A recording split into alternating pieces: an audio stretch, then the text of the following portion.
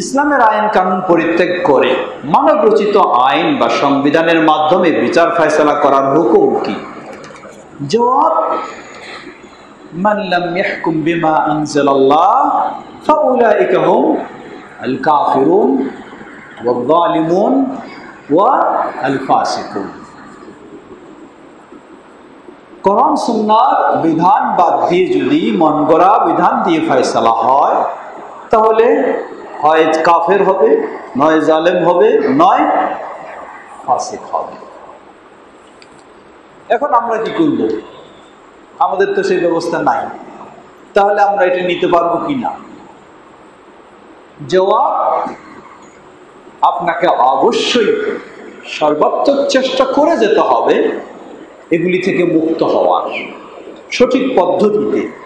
এর মানে আপনি রাতারাতি গোটা দেশকে ইসলামী দেশ বানায় দেওয়ার চিন্তা করে 64 জেলায় একেবারে বোমা ফোটায় শেষ করে দেবেন, তাও জীবনে সম্ভব নয়। অবাস্তব চিন্তা করে লাভ নেই, অবাস্তব চিন্তা করে লাভ নেই। আপনাকে বাস্তব চিন্তা করতে হবে। আর বাস্তব চিন্তা, এজন্য আপনার সামনে মডেল হলেন মুহাম্মদ সাল্লাল্লাহু আলাইহি ওয়াসাল্লাম, খোলাফায়ে রাশিদিন। সেই মানহাজে আপনাকে অগ্রসর হতে হবে।